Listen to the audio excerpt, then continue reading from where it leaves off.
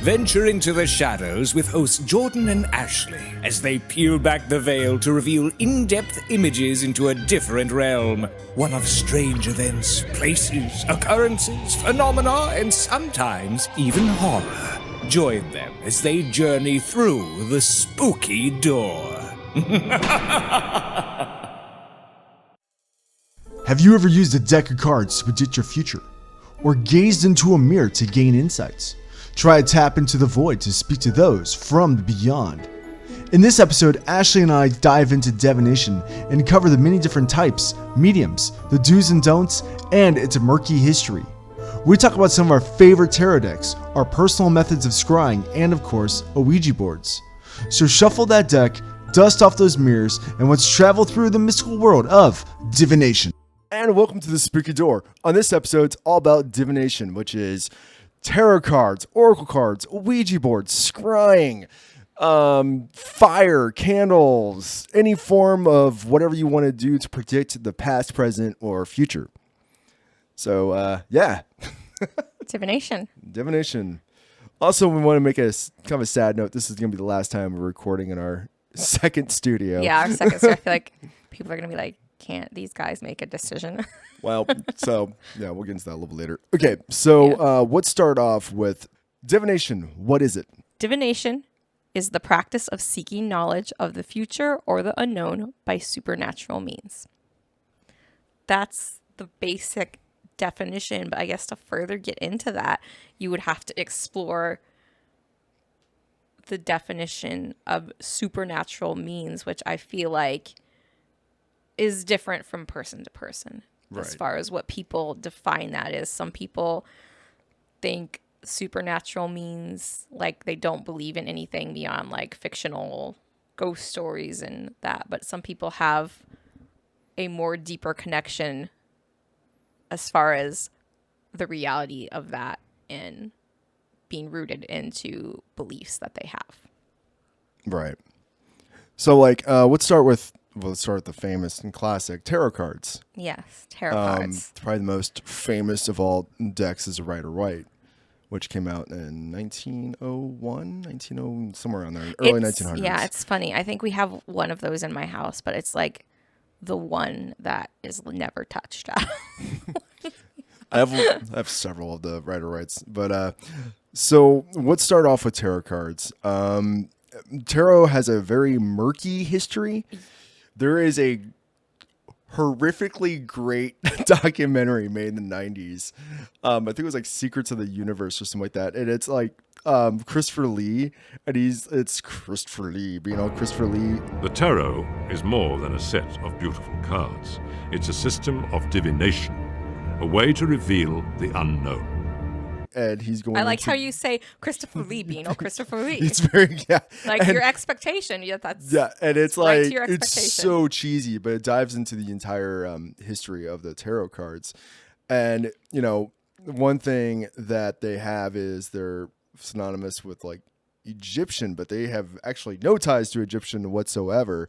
It has more ties to the paper making from China, which made playing cards, which came, and then they think during some of the wars that they came over to like Italy sometime in like the 13th or 14th century, and they were originally used as like playing cards, also flashcards, so they would know who was king, queen, royalty, pope, and all those people at the time period. I think also tarot cards are interesting because as far as they tie into pagan beliefs, they are like, they're not like, they don't go like way back into the roots of it. Like they're more of like a newer one. Right. Compared to other things, compared to a lot of other things like runes. Runes have been around for ages. Ages and ages. Right.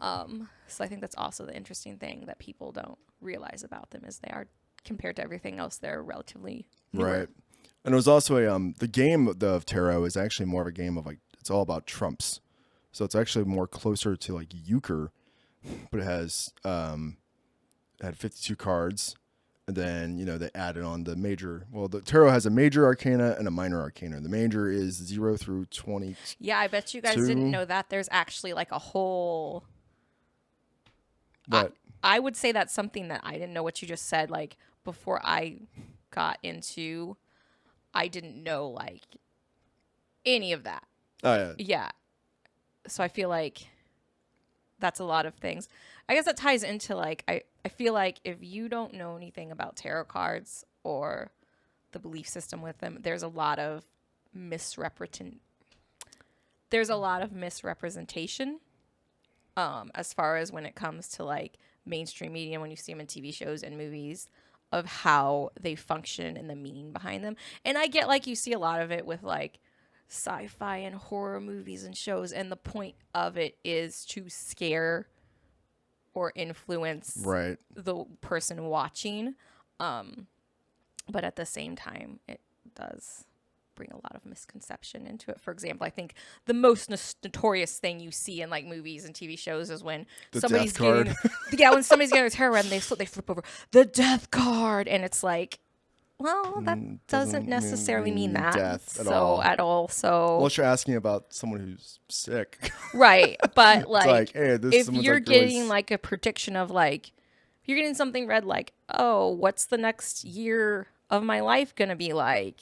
Just like something basic like that. That's not necessarily mean like, if somebody flips that, doesn't necessarily mean like, oh, I'm gonna die. No, it represents change. Yeah, that's all it is. It's like something's going to die, that's so something like else can be reborn. An example, right? Like of what I, right? What I see a lot of times is people don't, or like if I'm talking to somebody who has no knowledge of it, talking about practicing it. There's also a lot of, I feel like, people assume you're like some kind of like weird crazy lady. Like you see a lot of times in the like movies and TV show, it's like some weird like crazy. It's always lady. it's always the old little gypsy old lady. Right. It's either always, I feel like 99% of the time it's either like an old like gypsy lady, or it's like not even necessarily old. I've seen it young too, but it's like some creepy, crazy woman who practices voodoo, and I say voodoo in quotation marks because there's also always a misrepresentation of that as well in media. So she's practicing voodoo, which is not necessarily evil. So back to all right, tarot. So he has the 22. Yeah, 22 major and the 54 are minor. Sorry, I like when I interrupted you when you were trying to talk about and went off on this complete different trail. Yeah, so I just took over your conversation. I was like, oh, hey. So there's the major, which has like, it's the full, and it goes all the way through to the world. And then there's the minor arcana, which is the 4 suits, which is where, playing cards come from now. Yes. So, and then every deck has sometimes, depending on the theme, has its own variation of what the 4 suits are. Typically it's wands, swords, pentacles, and cups, which would represent, clubs, hearts, spades, and diamonds. But some decks do all kinds of weird stuff depending on the theme of the deck. And then there's all kinds of, some people say it's pseudoscience, the way that, I would say pseudoscience is going to be kind of a key word through this whole entire thing, because it's all depends on your own personal beliefs and how you view things, especially all this. Maybe some people see all of it as hocus pocus bullshit. And I feel like if that's the case, then you're probably, if that's what you think, then you're probably listening to the wrong podcast. Probably. But you can continue to listen if you're curious. We're not here to change anybody's minds on anything either way. We're just good point. That is something that just expressing our own views. We always very strongly believe is we're not trying to convince anybody of anything. Especially when it comes to divination, I don't think there's really necessarily a wrong or right way for anything. Right. If you view how people. That's really how I feel like any beliefs that anybody holds true to them should be, to the extent as long as they're not harming their self or anybody else. Is that like, you should be doing what is best for yourself. So what works best for you. Right. Whatever helps you better yourself. So tarot cards, let's just do like what's used as a base, because Ashley and I both do tarot readings. I'm not as good at it as I would like to be. I'm better at doing it for myself than I am for other people. Most people are the opposite. I can do readings. It just all depends on what deck I'm using or whatever. I'm more of a collector of tarot cards. I have like 60 decks because So I will say, I'm just really fascinated I will say, by them. I agree with you there to a level. I'm very like, I don't have anywhere near as many as you. I think right now I'm probably up to like 5. But I mean, I'm crazy. I'll scour books, used bookshops. But and I'm very eBay like and stuff you. like But that. you've like shopped with me. I'm very particular about what I get. Right. Very particular. I'm a collector. I'm like, ooh, this one's like weird and out of print. Right. I'm gonna get it. Oh, this is really ugly and funny. I'm gonna get this one. So I think that's the difference between us. That's your thought process. When I'm going into it, I'm like, I'm particular of the look of it and the feel of it because I know I'm going to use it. Right. So on some level, it has to like speak to me. Right. If that makes sense. Which ties me into what I think is a good base I for have, it. to be honest, I have decks that I absolutely love, and they're amazing, and I'll never use them because they're rare, and I don't want to mess them up. Yeah, I have feel that like too. that's a struggle for me because I have like, I love all my decks and my one that's the favorite and it's the one I like to use the most. But so I feel like there's gonna come a day when I'm gonna have to replace it. Right. But for like a kind of a basis as far as I think is a good place to start at, when it comes to using it. So my big thing when I'm doing it for somebody else, is I will usually, I don't always bring all my decks with me, but I try to bring more than one because the thing about decks is depending on the deck, I don't know if saying the mood is the right word to describe it, but they act different. We It's should. weird. It's Well, the first off, best way to let's describe it. explain how it's done. Okay, let's just do a 3-card spread. You know, you take your deck, you shuffle them up. You might supposed to do your 3-card spread, past, present, and future for the last 3 yeah, this months. is good. 3 Yeah. months. Let's do like 3 months ago, now, and 3 months into the future. You know, like that's a very typical 3-card spread, or maybe even do something even simpler than that, like a card of the day. All right. Yeah. So say you're coming to me and that's what you want. Yeah. And say, okay, I'll give 2 examples here. Say I have 2 decks with me. I'm like, okay, Jordan, I'm gonna let you pick which deck you would like to use. Here's this deck over here. If we use this deck, this deck tends to be very blunt and bold. So you might not. We might have to explain how different decks have different like feelings and like different looks and aspects to them. Right. Because okay, so when you're doing a reading, some people believe that there's actually some kind of force behind the cards that are guiding I guess them. yes, that's a good. For me, the way I look at it, it's your own self. It's your own like subconscious and your own self. See, I doing feel the like reading. it's a little bit of both. Yes. And like I feel like my one deck that I have that I'm talking about that is very blunt and like out there, and in somebody else's hands it might not. It Right. might not work like that. But for me, that's how it Right. works. So when you draw the cards, you it's either, some people think that's just random luck, and it's just like, okay, well, you drew this card, now you're just deciphering what it means. Listen, I can't tell you how many times I've done a reading on somebody else or myself, and it's been on point. Oh yeah, it's like freakily accurate. On point. So if you've never done one, and you want to get one done, I highly recommend it. Like, you will be extremely surprised how on point it is. So like kind of with what you said, there's that, it's kind of, for me, I think it's kind of the deck combination of the deck and me using the deck. So I would be like, hey, Jordan, we're going to do this 3-card spread. This is your option. I'll let you choose decks. Like, there's this one that tends to tell things this way. And there's this one over here that tends to be, for example, pick one that tends to be a little more emotional. Well, and I would say, which would you like to choose? Yeah. And I go from there because I want the person that I'm doing the reading with to feel comfortable. Well, in that documentary with Christopher Lee I was talking about, there's a lady who's she's a professional tarot card reader, and she had a guy come in and he was asking her all these weird questions about this business deal that he was about to make. And if he could do it and get away with it, and like the more and more she pressed on, she realized it wasn't a business deal. This guy was planning on murdering somebody. Lily Gain was once consulted by a businessman who was being swindled by his partner. Yeah, I've actually had a guy who came in and I did readings for him, and it's quite clear that his business partnership was really needed to be dissolved. It seemed like the guy was the accountant, King of Pentacles reversed a lot. The guy was basically swallowing up the money.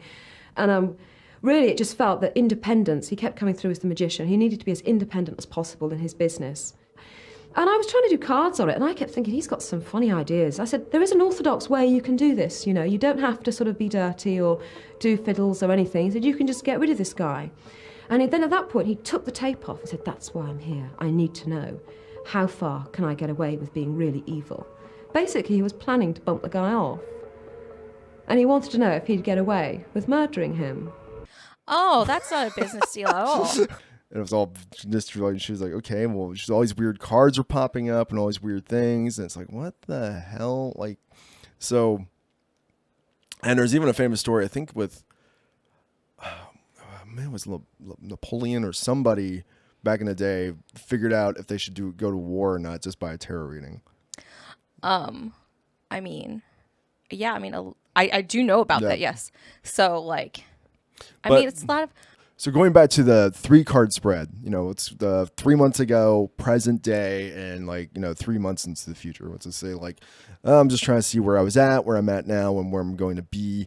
Maybe it's about, my job. I'm not happy with where I'm working. Right. Yeah, you can also pick a subject. That's the thing people, I feel like, don't understand too sometimes is it doesn't just have to be a broad thing about your life. It can be you can be like, I want to know about specifically my job. Actually, it's better when specific. Right.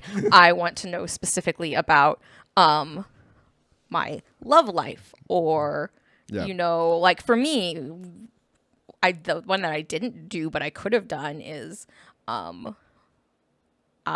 we were moving and we just bought a place, but prior to that was very frustrating before we found this. I could have done one about we're trying to move, well, I remember what's the outcome going to be, because here's actually sucks right now. Yeah, going back to the 3-card spread. So there was one point where I was at a job and I was actually about to leave, and I was torn if I should leave or not. I actually did a 3-card spread of where I was at and where I was going, and then I forget what the 3 cards were, but the past one was representing pretty much stress.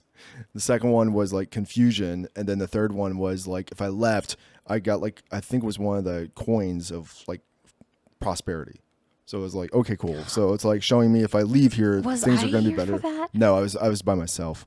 No, and then I feel like there was one you had that was really good like that. And then so then I sometimes after a reading I might just do a 4th card just if I want more clarification on something. Which is not a bad idea. I was like, if I stay, what will happen? And I drew the 3 of Swords, which is nothing but conflict, stress, and drama. Don't stay. And I left that job, and shortly after, everything went to hell.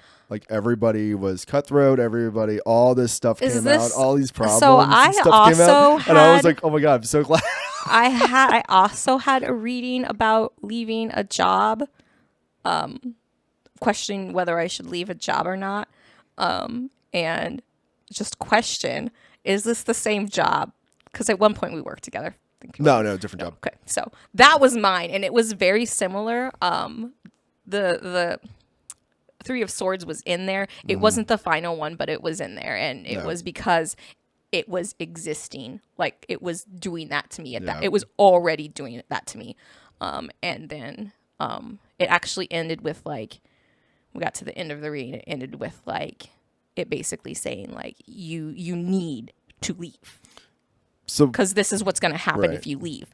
And I left, and it was everything that said it would happen when I left happened.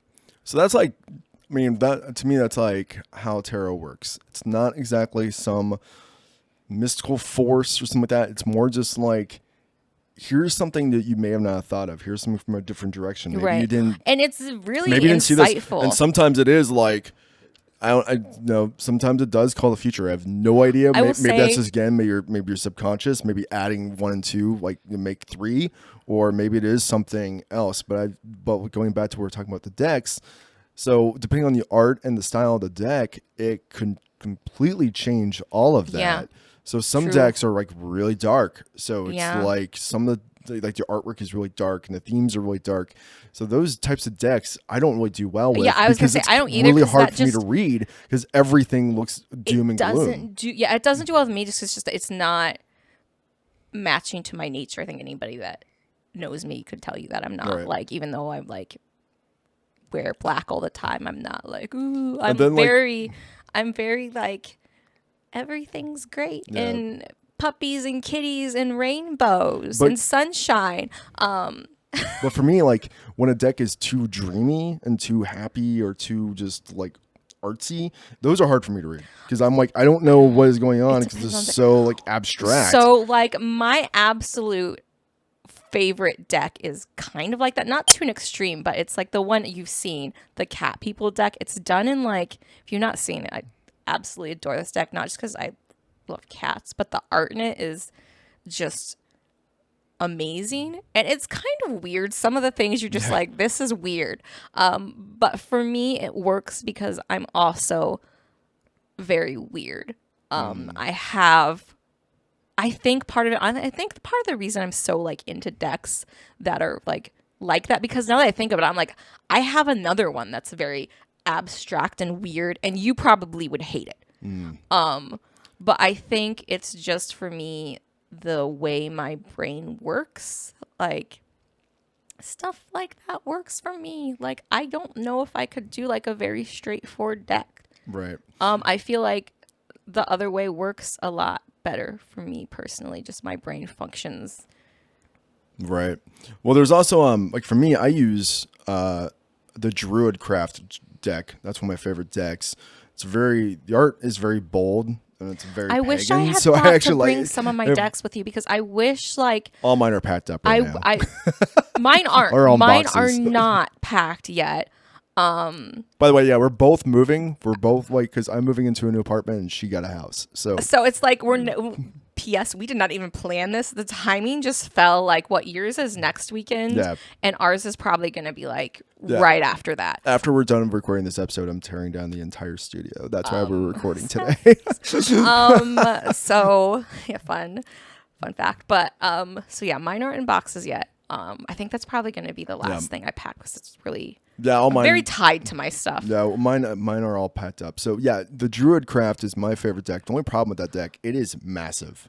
I mean, the cards are huge, Right. and I hate You've shuffling. showed me Yeah, that one. It's You've showed hard me to that shuffle. And the other deck I use is one I made, and you can even look at it. I'll post a link down on YouTube below. It's on GameCrafter. You can look at it if you want to, but it's all like silhouettes and stuff like that. So it's, for me, it's pretty easy to read because it's pretty stark.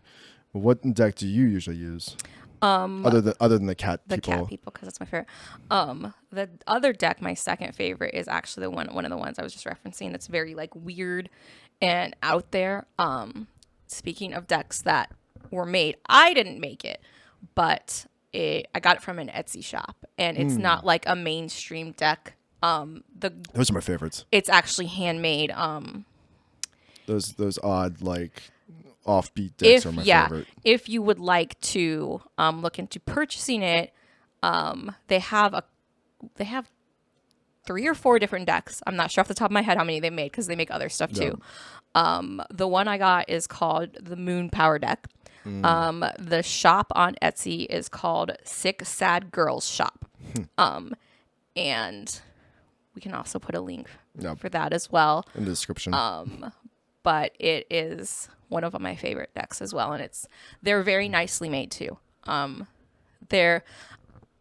It's a little harder of a deck. I guess you'd have to be very knowledgeable of cards and what they look like, because not all the cards are labeled. Gotcha. You have to pay attention to what's on, as far as like the swords and the pinnacles, to figure out which one it is. See, that's one of the reasons I don't like using Oracle decks. Because Oracle I deck, don't really like Oracle decks. I'm not a fan of Oracle decks. For those who may be a little confused or whatever, Oracle decks are like tarot cards. They're use of divination, but they have their own set of rules. Each deck is completely different. Sometimes a deck might only be 16 cards. Sometimes a deck might be 100 cards. And they're all kinds of different things and motives on them and explanations. And it's like they have their own sets of rules. So each deck is completely different. And a lot of times for me, Oracle decks feel like, I don't know. It's like, oh, you're going through rough times, but don't worry. You know, you're going to be guided and you'll be okay. Like everything is always like, everything's going to be like hunky dory no matter what's going on. It's like everything's going to be okay. Tarot cards, like, no, you're fucked. You're going to have to figure out this one how to get out. Like, good luck, fucker. Like, I don't know. I personally have never left, like I said, I've never left a reading feeling like shitty. But even in negative situations like that, I feel like there's always been like, yeah, it's shitty, but like you have an option. Right. So you should probably take it. Well, it's like, I don't really necessarily think any card is bad in the tarot. Even the tower. Even though I've been told by a couple people that they thought that tarot cards were evil. So they're not evil. They're not. No. There's nothing evil or bad about them. No, like, they're just tools, just like everything else. Right. There's they're no not. like whatever. But I also feel like that goes back to what I said about the misconception in media. It's like sometimes the person that's like doing the readings is portrayed as like some crazy evil lady. Yeah, no, normally it's some lady who has a cat around her. Yeah, and people think she's lost her marbles. Yeah, or some dude who's just surrounded by books and cigars or a pipe. Yeah, who probably looks like he might have murdered someone. Or it's like teenage girls or teenagers or people, just anybody. It's like everybody and anybody will touch tarot cards. There's so many like, I think media is always like, these are the people that the media portrays. And it's like, no, just normal people, everyday people use them. You know, it's nothing. It's not. But, so yeah, Oracle cards, I'm not really a fan of. I think tarot already has so many depths to it that it's kind of hard. Like, oh, you learn something else. But like we were saying, like I was saying, like the Tower card, so many people think that's an evil card. And it's like, no, something is just going to happen, and you have no control over it. That's going to happen. Or you not. know what I will say? That is one thing I will miss about like where our studio is right now. This used to not be our studio. I remember when you had all your tarot cards in here, and I remember like the night we set up here, and you showed me like, this is when I first got into tarot decks, and you showed me like, not all of them obviously because you have a bunch, but showed me like a big chunk of the different decks you had. And then like there was one time too we did like a guided meditation in here. Oh yeah. That was fantastic. I forgot about that. Yeah, that was good. Memories Studio. I know. We'll miss you. So then other variations of divination, there's runes, which is from the Nordic history, and you want to talk about, you know, that's something really hard for me to read because it's just a symbol, so you have to. It's just all memorized. I did try to learn them. And they work very similar to the way tarot cards do. It's just and also there's the Irish version too, right? Ogums, I think, or Ogum or something like that, but it's all based on trees. But those are just symbols, so it's just memorizing. Oh, these 3 stripes is this. Right, so this it's marker really hard. Is this. I am terrible at that. I have a friend who does them, and she's pretty good at them. And I'm honestly impressed. And she keeps telling me that I should learn them, and I've tried, but it's just like I even got an app that would help teach me, but it was just really hard. Yeah, I'm like, it's like just try to memorize what each symbol, how it's pronounced, and what it is, and what it means. Right, the pronunciations are what get me too. Yeah. I'm like, I can't. But there's so fun fact about runes though, and the symbols on them that I think is a little fun fact to bring up. You said, you know, the Nordic history and everything of them. So the symbol for Bluetooth that you see is a rune. It is a rune that represents a Viking named Harold Bluetooth. So Bluetooth is actually named after a Viking. It's a fun little fact, in case you didn't know. So every time you see you hook up your Bluetooth and you see a Bluetooth symbol, that's actually a rune, and it's an ancient rune. Didn't know that. You didn't know that? Nope. Yep. It's Harold Bluetooth. He was like one of the most notorious and biggest Viking leaders ever, and they called him Harold Bluetooth because he had a tooth in his mouth that was rotting so bad that it had turned blue. So I would say, Interesting. So true. about the runes, I would put them on the same level as like how they're used and their properties, same Right. kind of as like a tarot card deck. My thing, even though I don't use them, I do love the history behind them, which is Yeah. how I have that piece of information. But they've been around for Ages. a freaking minute. Yeah. I mean, people have always been using any type of, I mean, even dice were used as a divination tool. Right. So past like the, runes and tarot cards and those types of things, let's go to the next one would be like scrying. Scrying. Which mirrors, you can use mirrors, you can use water, people Yes. use candles and flames. I have tried it on many times and it's just me staring off. Like You have to be so patient. I am not good with, I mean, I've sat there and watched and stared at something for, a half hour and it never clicked with me. Like it's one of those things where you supposedly you go into it, like you put yourself in a trance just by like meditating or just clearing your mind and focusing on one thing, and then as you stare at it, you start seeing images, and you're figuring out what the images are saying, or sometimes things. Again, going back to the pseudoscience type thing, supposedly other forces or things or beings will come over and talk and come to you. A similar type of thing with that, a form of that you can do as well, and I forget where culture and it's rooted back to. So if anybody watching knows, let me know, because I completely forget. I might know the second. Or listening. Or listening, because I know the second somebody tells me, or like I research it and remind myself, I'm gonna be like, oh yeah, I knew that. Is very similar to that, is locking yourself into a small closed space or room with absolutely no light.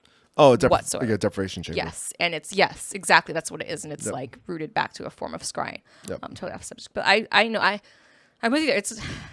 I'm not deep into it, but I've tried to get into it more. Like I said, I've tried several times. And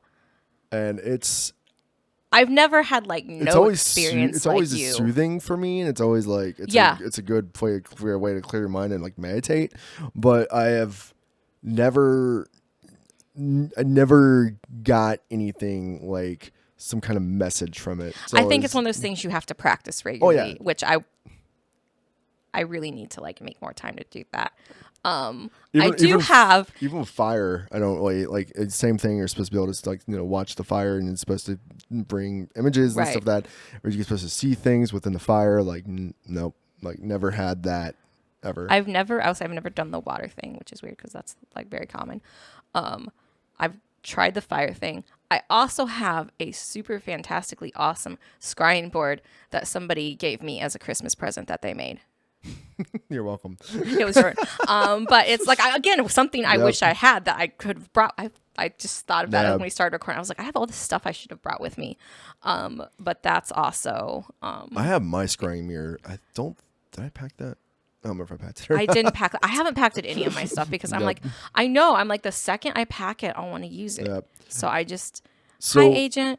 Agent's sitting at I the door watching us. If anybody follows our Instagram or Facebook, he's made a debut as the day we were recording. I made a little post of him. He's always a ham. He's at the door now. Because I put a picture of him in our guest chair because he wanted to be our guest, and now he's sitting at the door like, why am I not the guest? I thought I was the guest. So back to the mirror. You can use really anything for a scrying mirror. I mean, like I said, It's true. A bowl of water people have used.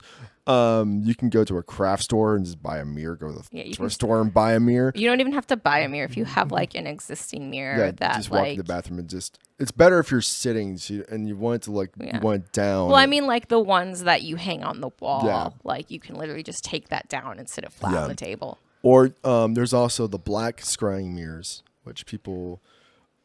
I think those work. I think the black ones work a little better than just a regular mirror because the black ones don't. Well, that's how the one you made me is. Yeah, because I used a black one, and literally the only thing that happened to me when I used it was like all reflections went away, and it was just a black hole, and that was kind of crazy and weird. But that was really it. Like at that point were you like done, or did you like further try to go? Oh no, I just try. Okay, let's see what happens from here, Nothing. but nothing. But apparently, now from some supernatural stuff, if you use like a dark mirror or mirrors in general, and like you're using in a scrying sense, sometimes story wise or however you want to take it, something can be on the opposite side of the mirror watching you. I I've heard those honestly stories too. also feel like it really it's one of those things. I feel like it depends on the person too, because I Right. feel like honestly some people are more in touch to certain things than other people Right. are, and I don't know. I feel like though that there's people that aren't more in touch with it, and they wish they were. Right. Sometimes, and then I feel like there's people that aren't as in touch with it that sometimes wish they weren't. But you can actually obtain a black mirror super easy and super cheap. Best way to do it is go to the thrift store or any type of place, or if you have one at home, buy an old clock, like one of the ones that are like round and they have glass in the front. Remove all the guts, leave the glass, and either put a piece of velvet over inside it, so the mirror is so the glass is now completely black, or use a really dark paint, a gloss paint, and paint the inside of it very carefully, and then now you have a black mirror instead of going to the store and spending $100 on one. You have one now that costs you $5. Isn't that how you made mine? Yeah, That's what I thought, because I remember you telling me that after that. yeah. I mean, I didn't. I feel like I just cheapened. I know, it. it's funny I though, didn't 'cause I spend- remember, like, it wasn't like no, no. But I So also painted the outside of yours you and did I that, decorated and then it and all you that like those. also got me a tarot deck, and but here's the thing: you made me something super cool, and then like on the other night, I don't even remember what I got. That's all right. I don't remember. It wasn't something crappy. It was something. I think it was a book on serial killers or something like that. Wasn't the one? Was It it? might have been. Someone got that for me for Christmas this year. I don't did remember. I got you some sort of No, book. you got me a book on Victorian deaths. I did. That was yes, it. because I saw that and I was like, and I sent it to you. I sent a picture Yep. to you and you were like, oh, and I was like, well, I guess that's what you're getting. Yep. So I actually did get you something pretty cool. We were exchanging gifts for Yule. So All right, so past the scrying mirror and the flames and fire, which, kind of goes by vision. Another one that's really interesting to me was I went to this was at PantheaCon, but I don't think it was the one you went to. So this was a pagan convention, and they had a thing called Junk Drawer Divination. really, Yeah, this was the most. I definitely was not at this. I would remember this. This was like really fun. Some guy who hosted the class, he literally brought his kitchen drawer because everyone has one. We do. And it's like you just reach in and like let's say you ask yourselves like questions or something like that. You reach in and grab random things, and as you pull things out, maybe you kind of sum it up. Okay, well this is like it's so cheesy, but it's kind of funny. But like reach in and be like, oh, what do I need more of? And you pull out like a little alarm clock. Well, maybe I need more time. Maybe I need to take more time for myself or some shit like that. And it's like he was doing it, and I was like, this makes a lot of sense. He also was talking about how you could use it like on a Spotify playlist or like a shuffle. I like so that. you could do like audio prompts for divination or something like that. Again, this is more random and your own interpretation. Right. I would not see this as any type of supernatural forces, No. but I would see this more as something just something fun to do. Yeah, exactly. I feel like the Spotify playlist one would be something good to do if like, all right, the the shuffle. power's out, so I need to find something to entertain myself till it comes back on. Right. I feel like that's the moment I would do it. How am I going to entertain myself? Okay, I've got my phone. Yeah, I just thought that was really interesting. Like those are some of the more interesting, fun. Just kidding. If kitchen-y my ways. power is out, I think I tend to stick to the divination, but the other stuff is what I tend to do. I'm like, okay, my power is out. Let's get out my tarot cards. Like, Right. And then let's just go ahead and go to the big one, Ouija boards. ta-da! Ta-da, which we have one in our studio. That is a 1950s William Fuld, original 1950s. And I will say, I feel like I've stated this before in some episodes. Another thing that I feel like gets a rap for being evil, but is not. I feel like it's how you use it. For me, Right. and I've said this before, and I probably will stick to it. I don't use this because I'm very susceptible to things, and I just feel like for me personally, like it would be too much. Right. Like it would be too much for me. So I personally, maybe someday that'll change. I don't feel like it will because I've had that. I think the last time you and I actually really talked about Ouija boards, I think at the point I didn't really use it that often. I actually used one not too long ago. I didn't use that one I used, but it's actually the same model, same year, about the same year. It's over at friend's house trying it out, and we used it for like a half hour. And to be honest, nothing happened. See, and I also nothing feels weirded me like out. if I didn't get creeped out using it. Like we just kind of sat there, and the planchette barely moved. Like so, it really didn't do much for when I tried it. But that was the first time I've touched one in a long time with the actual intent of using it. I feel like too, like with that being said, it also depends on who you're using it with. Well, I was actually with Jade. Okay, I was well over then at I'm I was surprised over that at didn't Jade's work. house, and we were like hanging out, and she was like, "You want to use a Ouija board?" I was like, "Sure." I'm let's try surprised it. that makes me wonder though. Like I wonder what happened if her and, And I if her and I used one together. I think feel that was like- for Samhain when we did it. I think we Okay, yeah, think I we used it remember on you telling me Samhain. about Okay, this. I don't know if I brought it up on the podcast though. I don't know if we've talked about Ouija boards since then, but yeah, that No, was but the, I do remember you telling me Yeah. about it. And we tried it, and like nothing happened. But I think at this point we should bring up again. We're diving into the pseudoscience, skepticism, belief system, whatever you have on Ouija boards. I think at this point almost everybody has a belief system, has some kind of belief towards Ouija boards. Either A, they don't believe they work. Agent's smelling. The agent he's not on camera. You can't see him on the camera, but That's why I he's kept wandering around. looking down. He's like smelling my foot and like rubbing against my foot. Yeah, he's wandering around. But yeah, it's like people who either don't believe they work at all or just tomfoolery bullshit, Right. whatever. There's the people who are, fully believe that they work, and you're talking to whatever you're, allowing to talk to. There's people who don't believe them, but they get freaked out by them and refuse to use them. And then there's people who use them, but they think that it's only like coming from the inside. You're not using it. There's no like outside sources, kind of the same way like a tarot deck would be used. I would say those are the major camps for Ouija boards. I feel like though, like both things can be true as far as people saying like, here's the explanation of how it works versus like people who think it's totally a supernatural thing. I feel like that can be one and the same.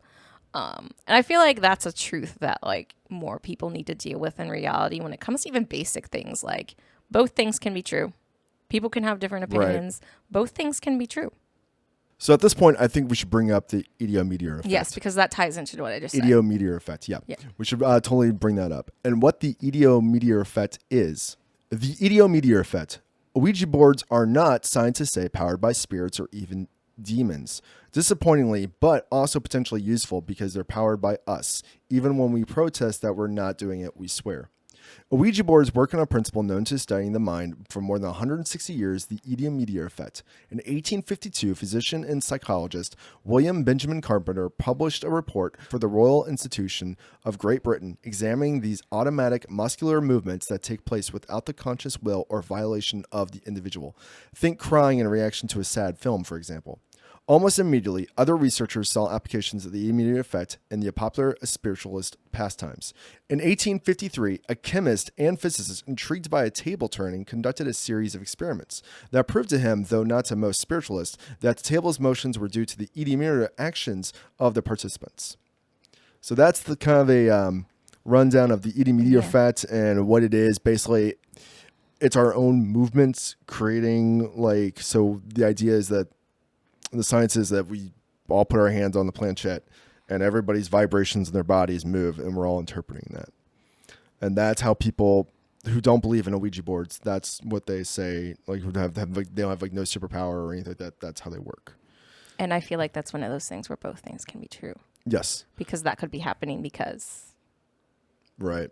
And then they also they're saying all the stories of crazy things happening to Ouija boards are always, stories. They're the legends. They're people elaborating things or not seeing things right or, something's prank by someone else in the party, and I'm not doing it, you're doing that. Right. But I would disagree to that. I mean, I personally obviously have never used them, but you hear a lot of things. I'm not going to bring up an example, I think, because there's so many out there that you can research them on your own. But I feel like there's way too many instances where it's not just like, oh, it's the isolated incident of using the Ouija board.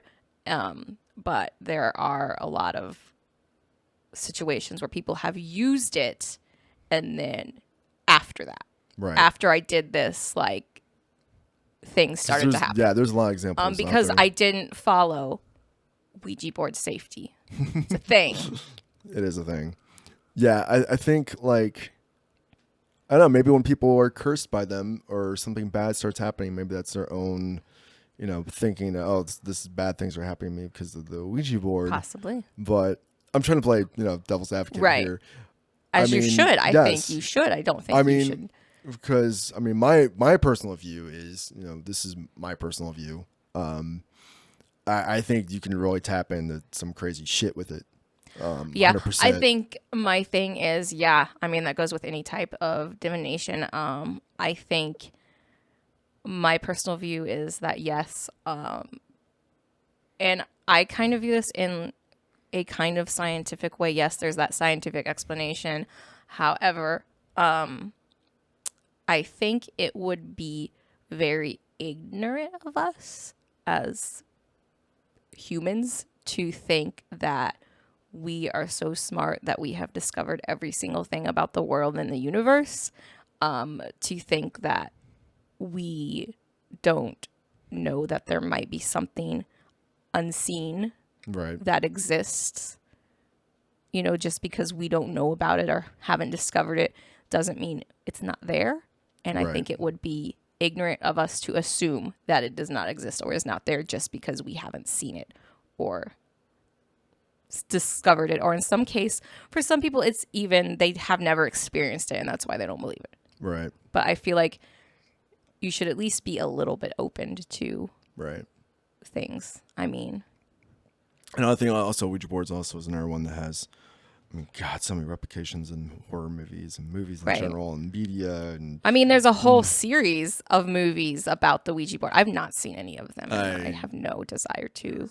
So yeah, I think like Ouija boards especially, like, it gets a bad rap, and horror movies especially, it's used in The Exorcist, it's in tons of movies. There's all those newer movies in the last several years. They're called Ouija, and they have like their own thing. And I haven't seen those either. They looked pretty schlocky, typical. Heard that, so I just didn't watch them. Yeah, there was one I watched not too long ago. I saw it on Amazon Prime, and I was like, "What is this?" And it was called Witch Board. Never heard of it. It was from the 80s.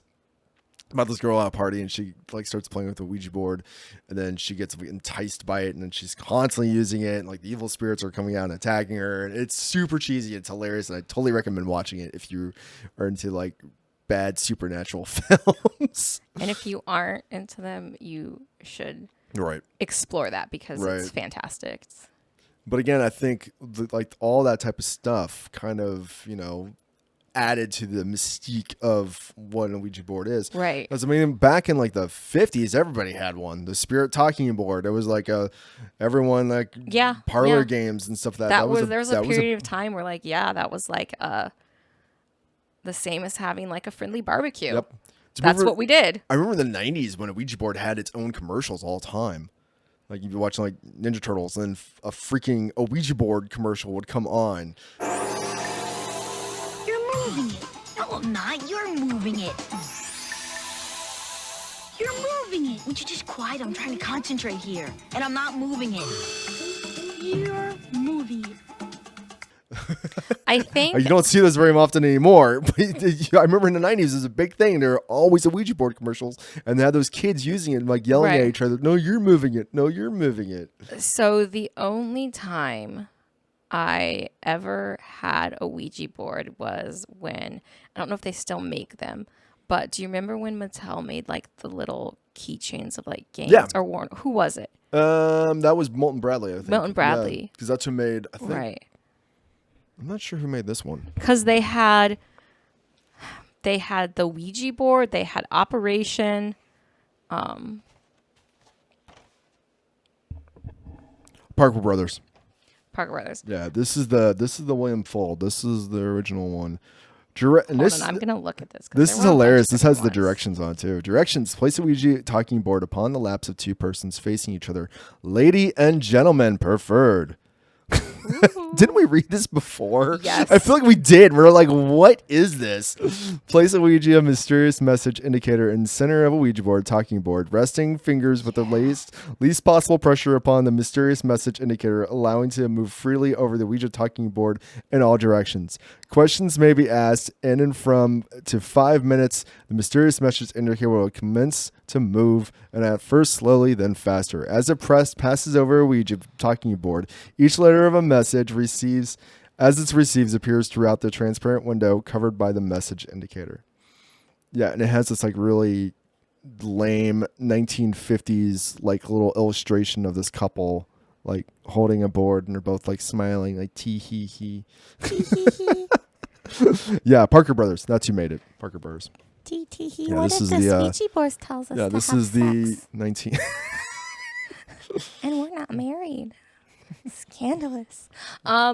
So yeah, but yeah, I just looked at it while you were reading that. My only, the only Ouija board I've owned was when they made the little keychains for the games. And I think it wasn't just Parker Brothers. I think like a lot of other places did it. I know there was that one. There was Operation. There was like one for Sorry. There was, I think Mousetrap even had one. I remember those. So I had a couple of them, and I had the Ouija board one, and it was like this big, and there was a little drawer in it that had the little thing, and I forget what it's called, but there's a weird planchette. Yeah, there's planchette. a weird That's the little triangle piece. Yes, it's a French word. Yeah, I remember because I looked it up. That's over there. It's a French word. I remember having that. And I remember at that time in my life, I went to church, and I remember getting shit for having that on my keychain. Oh man. I remember like it wasn't bad, but I just like the fact, like looking back on it, just like the few people that did say something to me it was like looking back on it, I'm just like, what a very ignorant thing to say. It's a flipping keychain, like, and you're like questioning me about why it's on there, and does it scare me? Like that was one of the things. Aren't I afraid to carry that around? So I know we talked about this before too. Is like you can make literally anything into a Ouija board. Like there's instructions on how to do it for the pizza box and the little pizza thing, the little table that comes inside to make sure the pizza doesn't get crushed and stuff like that. Like people have made them out of that. Pizza. What's that? They want pizza. I don't eat pizza. Side note, I don't eat pizza a lot, but if I do, like I'm like, you make sure you're making a Ouija board out of it. I'm making sure I'm making a Ouija board out sure. of it. Pizza Ouija. So should we talk about the safety of Ouija boards real quick since we have a little bit of time? Yeah. Okay. Absolutely. Like again, this kind of goes into the whole, whatever skepticism, however your views on. I will personally say, like, if I would probably, if I was going to use one, when I did, this is what we did. Like we kind of followed the same protocols because, like, probably unless you're totally skeptic and don't believe anything at all, then you do you. But if I was going to use one, this is what I would do. All right, here we go. Ouija board must use to ensure a safe experience. White lit candles around the board during use, cleansing the board with sage before each use, and always close the board by moving the planchette to goodbye when you are finished. This ensures that the doorway is not left open and nothing lingers. Ouija board, no nos. That will put you in danger. Do not use the board in your house. Do not use the board if you are fatigued or ill. I'm sorry, I can't help but laugh at that one. Like, where else are you going to use it? Like, do not use the board if you're fatigued. I don't feel like that's what I would want to do if I was fatigued or ill. Do not use when under the influence, and do not use when you are alone. In addition to this, it is highly recommended to avoid asking what would be considered stupid or annoying questions, and or spelling out curse words with the planchette. Be polite and never trust a spirit. That's true. Whatever you're talking to, you should never trust anything you're talking to. That is true. Right. Because you don't know. It could say it's something, but not be that. It's most time, I think I will say that if you are going to get in touch with anything with negative, it's going to misrepresent itself. I think I broke every one of those rules. I think if I did that, there is one of those rules I probably would break. Actually, I'm not gonna say which one, but I feel like it's. No, I didn't swear when we were using it. On top of that, too, I would never ask a dumb question like, "How did you die?" Didn't try to say, make it say boobies. Right, so make it say something, or it's like supposedly, if you're here, knock 3 times. I guess that's a common one to ask, which is not really. But to me, it's more just like if you're having a conversation with someone, you don't want to bring up sore topics or I conversations feel like if that you're having people... a conversation with someone, you should treat it as like you were having a conversation with someone. Exactly. Like, it's like don't try to control it. Right. Like like that's how I would feel if I was a spirit and I was trying to talk to somebody and like they were trying to control the conversation. Right. I'd be like, I'm leaving now. Like, yeah, it's like rude. Yeah, don't ask rude questions. Don't be a dick. Right. These are just common things with like just conversations with people you don't really necessarily know, and who knows, you might not be talking to a person either, so who knows what you'd be talking to. So yes, be careful. Obviously, I think unless you don't believe any of it, then knock yourself out. Then I guess go ahead and break out your Ouija board and make it say boobies and break every rule. See what happens. Who knows? Maybe nothing will happen. Yeah, maybe. Who knows? Yeah. I like Ouija board no-nos. I do too. I wrote that, by the way, so if you enjoyed it, Ouija board no-nos, you're welcome. Oh, we didn't talk about... Did we talk about crystal balls? We didn't, and I've never used one. I mean, that's in Scrying. We talked about Scrying, so crystal balls is kind of in there too. I've never used one, but I'd like to own one. It's kind of the same form of everything else, especially when it came to like Scrying, because it's a form of scrying. So it's just going to a meditative state and staring at it, and then like seeing what comes out, or any feelings or anything like that. Whenever I think crystal ball, though, I always think of Sailor Moon.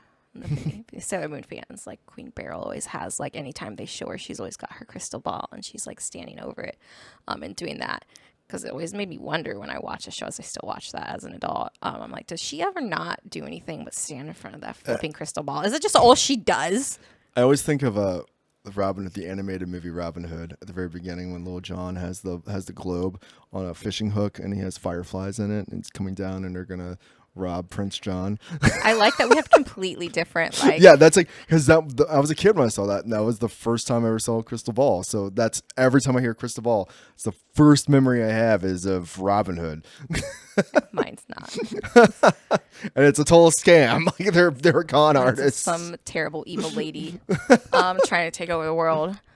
But yeah, I would like to own one. Yep. I think I would.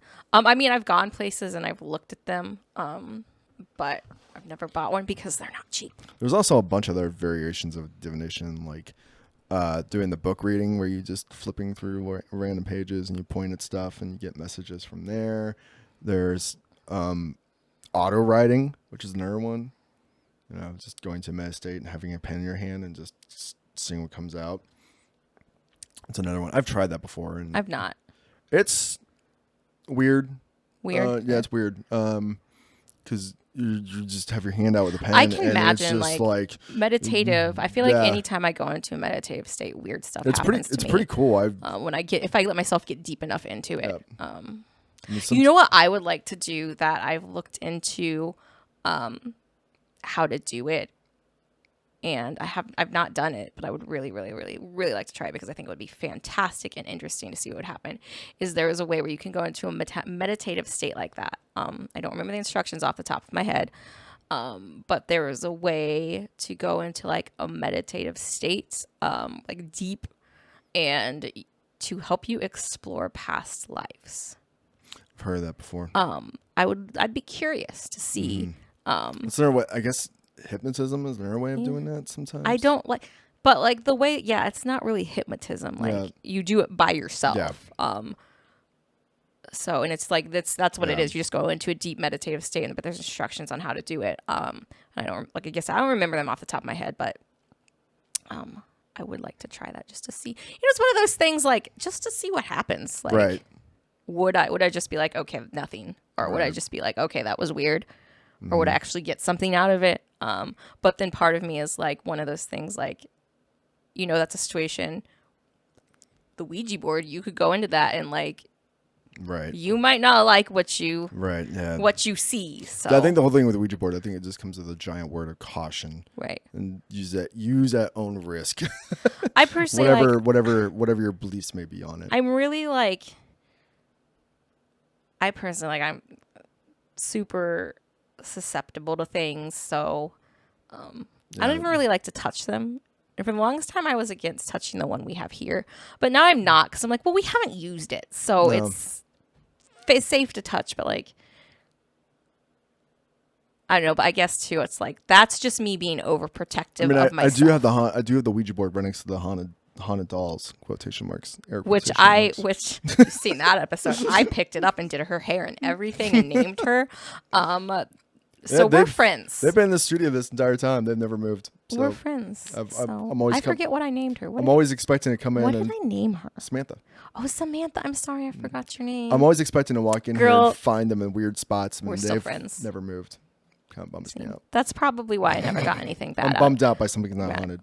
I feel like I never got anything bad out of that because like me and Samantha were like, we're besties now. Right. She's like, I picked her up and gave her a name and loved on her and did her hair, and she's like, that's all I wanted in life. Let's see what happens when we move into the murder basement. Oh, yeah, we'll see if she changes her mind. She's like, I'm moving into a house that's from 1920, and it has a really creepy basement, but it's the only place we're gonna have our studio. So next time you see us, we're gonna be in a really creepy room. Which is perfect for our studio. I feel like that too. I feel like it's going to be perfect. We're going to be recording. I haven't even seen it. No, we're recording in a basement of a house built in the 1920s in the old coal room. That's going to be our studio. So. Well, I mean, it's like I said earlier. I almost got a house that had one of the rooms in it. Like all the rooms in it were super nice, except this one had like holes and busted in the walls and stuff. And I was like, I'm going to keep that how it is, and that's going to be the studio. That almost happened because I was like, it looks creepy. So if I think at this point we're good with divination. Yeah, divination. If you yourself bitch. Had what? I said divination. I said divination, bitch. Bitch, divination, bitch. That's when we do. That's the times we do drunk tarot and everyone's around. We're a bunch of people. I feel like when we do them as a group, yeah, we need. I was actually thinking we need to do that drunk tarot. I love drunk tarot nights. I like drunk tarot nights too. We throw parties and everyone just gets drunk and everyone brings a tarot deck and we all just sit around and do readings on each other. Tarot readings and it's a lot of fun. It's a good time. It is. It's a really actually good I recommend time that if you're into divination, like throw a divination party. It's a lot of fun. We usually do it on a holiday too. Yeah. So like there's other stuff like we do other rituals to celebrate that holiday, and that's usually how we close it. But it's a fun time. Everyone brings their own divination, whatever it is they may bring, and then everyone's like, okay, I don't even know what the hell that is. Let's try it. Like yeah. But yeah, so if you yourself have any experience with Ouija boards or tarot cards or anything else we've talked about, or even if you just have questions about it, or, like that you don't know, comments or whatever that, or if you have answers to the couple questions that I was like, correct me if I'm wrong. Yes. Also that. So for you watching the video on YouTube, there is the comment section below. Please leave a comment. We love getting those. If you're listening to this episode, you can send us an email at info@thespookydoor.com with any questions, comments, whatever you may have. Stories. We have a Facebook page. You're more than welcome to message us as well on there. We have Facebook, facebook.com/thespookydoor. Instagram. We now have TikTok. You can find us on there. Again, just search for Spooky Door or just use @thespookydoor. And we also have a website, thespookydoor.com. We have merch on there. Also, if you're watching us on YouTube, make sure you like and subscribe. Yep. And if you are listening to our audio, please review us. Yeah, we love reviews. Not too long ago, we got our first 1-star review, and we both celebrated. We made it. We finally made it. We got 1-star review. I will say, if you're going to give me a 1-star review, please tell me why. Why? Because that person did not, and if you're like, I don't care. But just I want to know, like, because I'll work on it. Or if you just were like, I'm going to 1-star this because I'm a dick. And once again, thank you so much for joining us and journey with us next time through the Spooky Door.